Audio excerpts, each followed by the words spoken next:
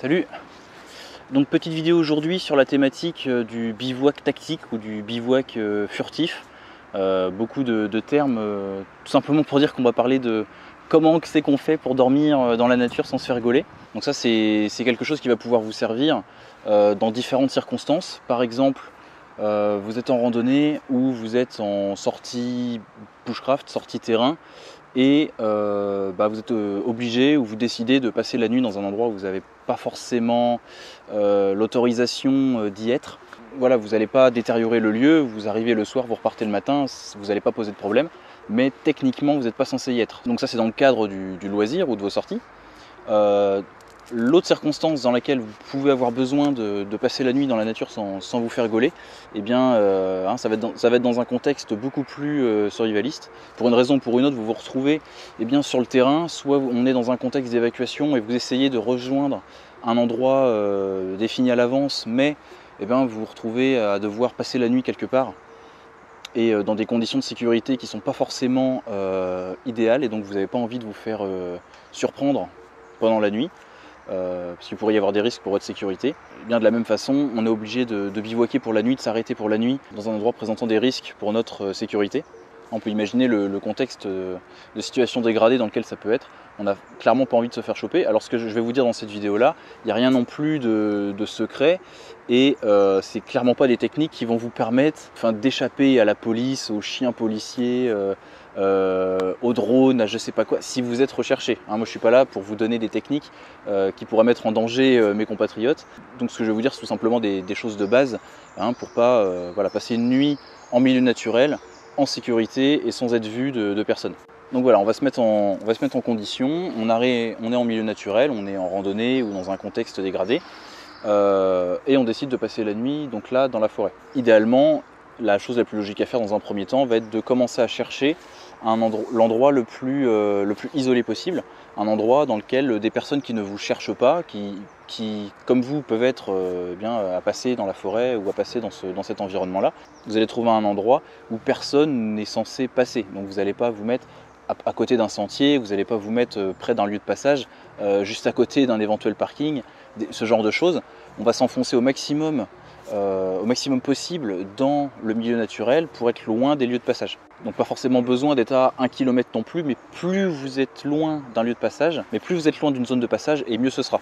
Alors si vous avez une carte de la zone où vous êtes, c'est encore mieux, puisque vous allez donc pouvoir essayer parce qu'il ne faudrait pas, en vous éloignant d'un sentier, vous approcher d'un autre sentier qui serait plus loin. Donc l'idéal, si vous avez une carte boussole, vous pouvez faire des relevés, en tout cas vous savez un petit peu retrouver votre position précise sur la carte, essayez de faire en sorte d'être le plus loin possible des autres éventuels sentiers, lieux d'habitation, zones où pourrait y avoir du passage, ce genre de choses, pour être vraiment dans un endroit le plus isolé possible, encore une fois. Ça limitera déjà énormément les risques. Toujours dans cette idée-là, si vous n'avez pas de carte et que vous ne savez pas si un endroit est forcément suffisamment isolé, tout simplement, si on trouve un endroit qui a l'air pas trop mal, n'hésitez pas, si vous avez un petit peu de temps et si les conditions le permettent, d'aller explorer encore les alentours pour voir s'il n'y a pas un autre sentier, quelque chose qui serait dans notre champ de vision, s'il n'y a pas ce genre de zone de passage à proximité. Ça vous permettra également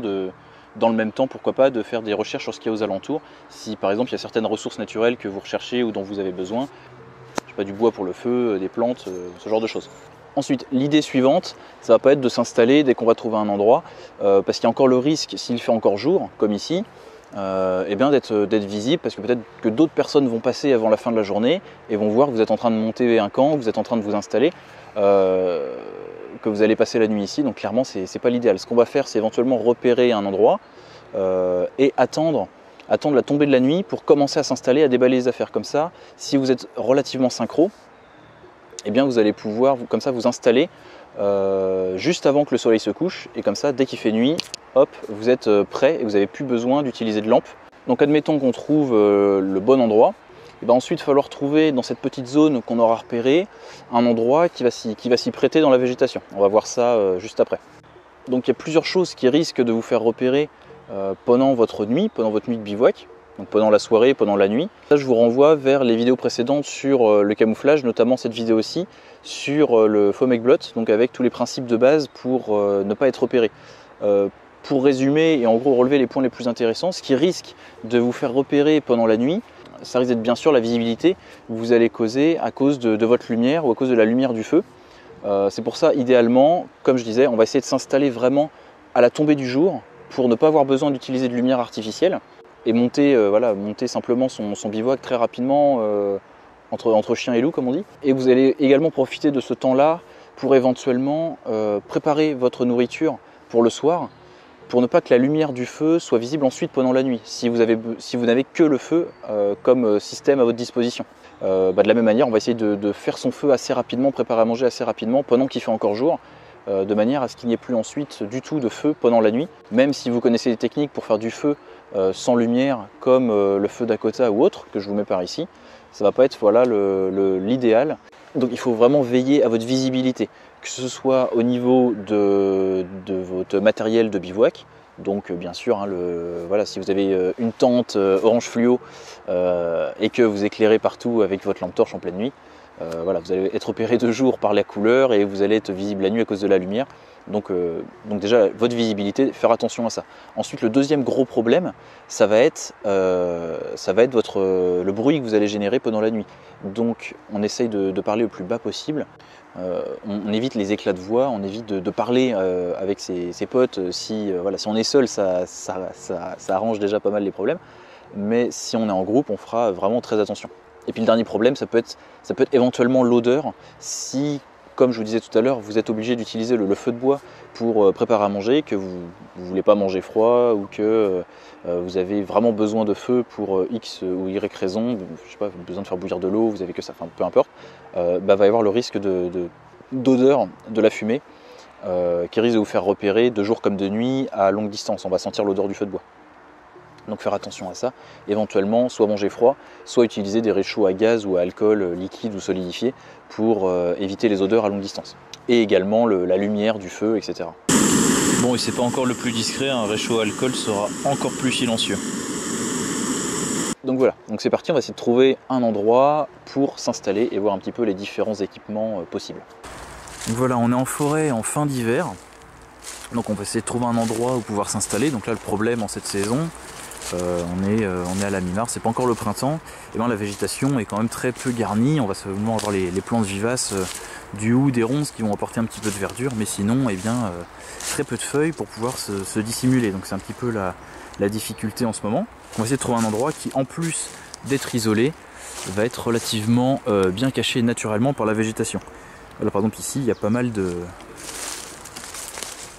Là, par exemple par ici, donc il y a peut-être un petit peu plus de végétation que là-bas, donc on va peut-être être un petit peu mieux camouflé que ailleurs.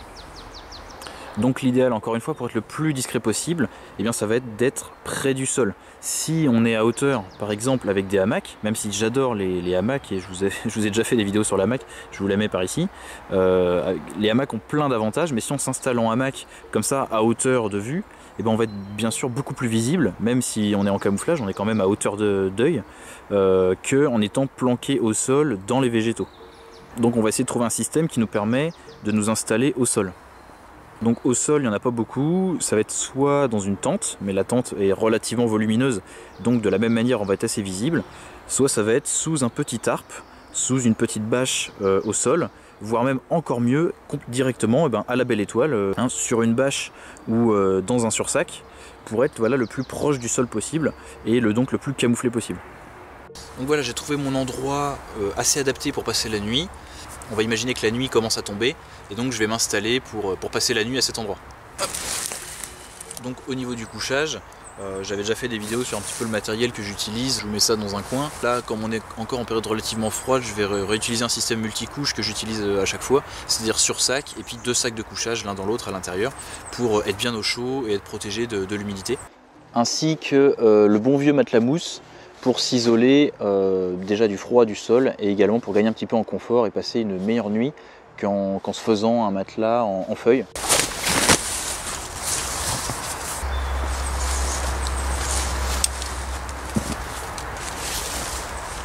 Donc voilà le couchage, on pourrait dormir directement comme ça à la belle étoile, directement au sol, ça va être le plus discret.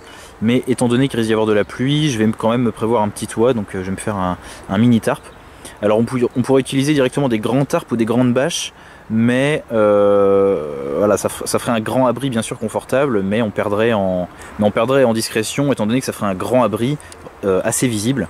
Donc on va rester sur un petit abri qui va venir épouser ma forme. Alors bien sûr le plus discret serait un abri de survie en matériaux naturels recouverts de feuilles, parce que là du coup ça se fondrait complètement dans l'environnement et à quelques dizaines de mètres on ne le verrait plus. Mais là on va rester en mode discrétion et rapidité, donc je vais utiliser des matériaux synthétiques que j'aurais apportés.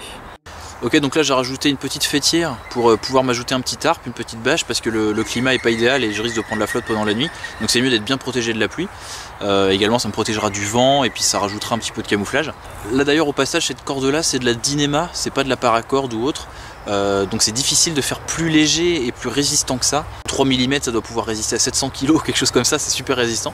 Apparemment c'est ce qu'ils utilisent pour les... Argos me disait que c'était ce qu'on utilise pour les cordes des parapentes. Donc ça c'est de la Dynéma qui vient de chez Odyssey Tactical à Angoulême, donc que je salue, qui m'avait donné un petit échantillon un petit peu de cette corde là et effectivement c'est du bon matériel. Donc au niveau des bâches il y a pas mal de choix. L'idéal c'est encore une fois d'essayer d'utiliser des matériaux qui vont être relativement légers déjà pour avoir peu de place dans nos sacs, et également relativement silencieux pour ne pas faire énormément de bruit quand on va venir installer notre bivouac. C'est vrai que si on utilise de la bâche comme d'habitude sur des camps bushcraft ou autre, de la bâche de bricolage, même si elle est camouflée, en l'installant, voilà, vous imaginez le bordel pour venir installer son bivouac, vous connaissez, c'est quand même relativement bruyant. Donc on va préférer utiliser des bâches en polyester tissé, en style nylon, en tout cas des matériaux beaucoup plus légers et silencieux qui feront beaucoup moins de bruit à l'installation. Pareil, on va essayer de rester sur des petits formats pour avoir un petit abri plutôt qu'un grand tarp de 3 mètres. Même si on gagne en confort, on essaie d'avoir un petit abri, donc autant avoir des petites bâches de façon à ne pas transporter de la toile inutile. Donc je pourrais très bien utiliser directement mon poncho, étant donné qu'il est camouflé et que ça fait double usage donc avec la protection contre la pluie. Donc je pourrais utiliser mon poncho pour faire mon petit abri. Mais ce coup-ci je vais plutôt utiliser ceci. Donc ça c'est une bâche à la base prévue pour la chasse. L'avantage de ça c'est qu'on est sur le même format d'un poncho, c'est-à-dire 1,45 m sur 2,20 m, mais sans avoir les coutures au milieu qui peuvent éventuellement prendre la flotte, sans avoir le trou pour la tête, vraiment avoir quelque chose d'entier comme une bâche, comme un tarp.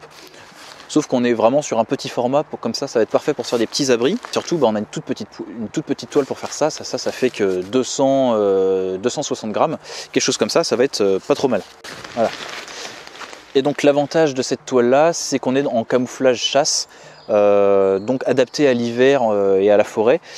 Mais vous voyez déjà que la couleur diffère pas mal des feuilles mortes. Peut-être que si vous en trouvez par exemple dans du flectarn, ça sera tout à fait pertinent.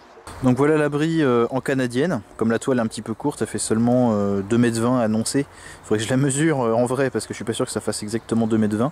Et bien le sursac dépasse un petit peu, c'est aussi l'intérêt du sursac, rester protégé.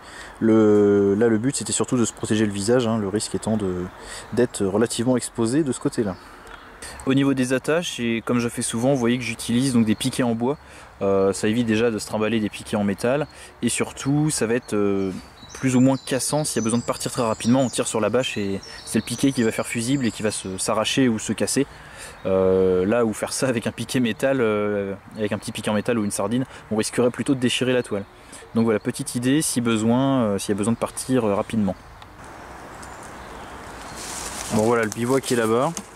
Donc ce qui est possible de faire également, si par exemple vous êtes en groupe, et dans le but d'améliorer encore plus votre sécurité, c'est d'avoir en gros des petits abris comme ça, individuels, plus discrets que des grands abris collectifs, mais moins 2 personnes, pour par exemple avoir des tours de garde, des personnes qui vont faire des tours de garde, et donc veiller à la sécurité de l'ensemble du groupe, et ensuite se relayer dans chaque abri, à chaque changement à chaque changement de garde en fait, à chaque tour de garde. Donc oui, on voit que ce camouflage chasse, cette copie d'Acticam, est pas forcément le plus, n'est pas le plus efficace dans cet environnement, étant donné le choix des couleurs.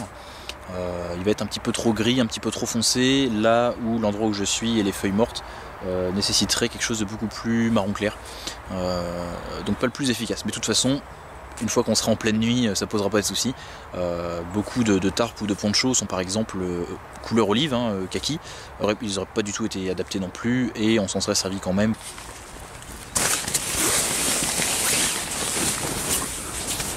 Ok, donc me voilà à l'intérieur de l'abri.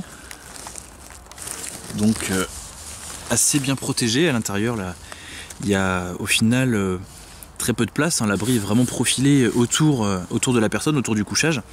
Donc ce qui permet encore une fois d'avoir un abri très petit et très discret. Donc l'idée c'était ça, voilà, comme je vous disais, installer ce bivouac là vraiment au dernier moment, à la tombée du jour. Ça se monte très rapidement, en 5 minutes on tend une fêtière, on met une toile et on déroule son couchage. Que dire de plus, suffit ensuite de manger et d'aller se coucher assez rapidement et discrètement, comme dit précédemment, de parler à voix basse. Ensuite pour les autres principes, c'est la même chose que pour du bivouac dans la forêt. On va essayer de se coucher la vessie vide, l'estomac rempli, etc. Ce genre de choses. Au niveau du feu, comme je vous disais, au niveau de la cuisson, eh bien s'il faut qu'on utilise du feu et qu'on n'a pas le choix, dans ce cas là on essaiera de le faire le jour pour pas que la lumière du feu soit visible la nuit.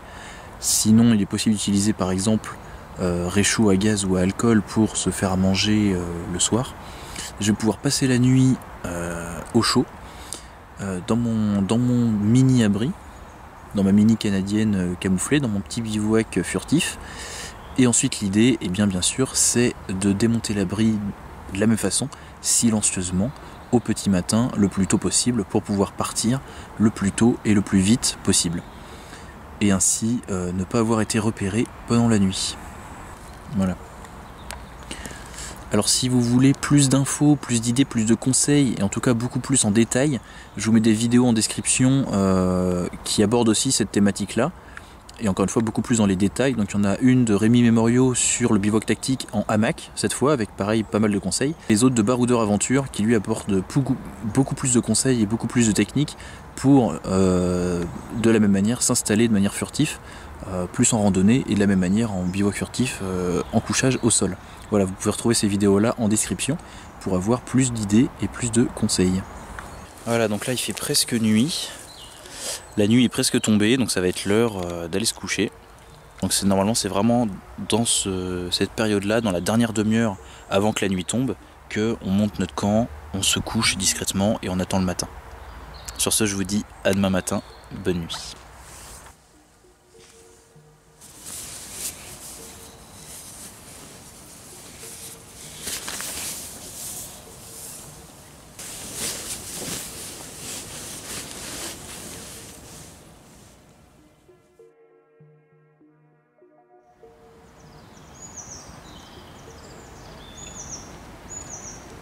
Bon bah voilà, c'est le petit matin, même si j'ai un peu plus dormi que prévu, plus qu'à remballer. Sur ce, à très bientôt.